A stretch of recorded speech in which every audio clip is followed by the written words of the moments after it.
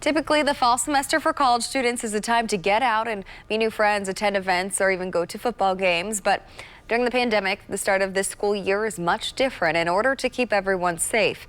Tonight, our Nicole Griffin is sharing what this new school year has been like so far for students at Marian University in Indianapolis.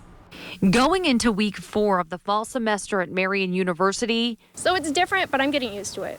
Students are starting to adjust to the new changes during the pandemic. So I was expecting to see a lot of people without masks on. Well, that wasn't the case. I show up and everybody has masks on. I walk by somebody I know and they're like, "Who are you?" And I was like, "I'm Hannah," because they can't recognize people with masks. Each day before arriving on campus, students have to complete a COVID-19 self-assessment on the Campus Shield app. If they are clear, they receive a 24-hour badge to enter their classes. Before we get in there, we have to wipe down the desks, wipe down the chairs, obviously have our masks on, and then when we leave, we have to wipe everything down.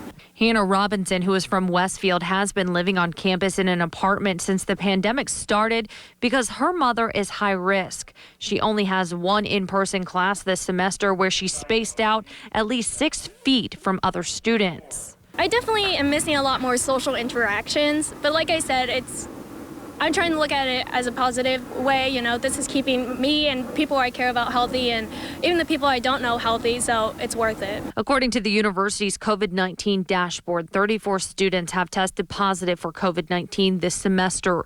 21 of those students have already been released from isolation. Marian University's president Dan Elsener says there was a lot of work and challenges over the summer as they prepared to reopen, but he says it's important to have students in the classroom. These are our future educators, healthcare workers, doctors, business leaders, etc. They need to be here. They need to be moving forward. I would say, you know, you asked how often do I say, how are we going to do this, or was I afraid? I'd say every other hour, okay? And then you plow ahead. The university budgeted $1.5 million to be able to reopen campus and put safety measures in place.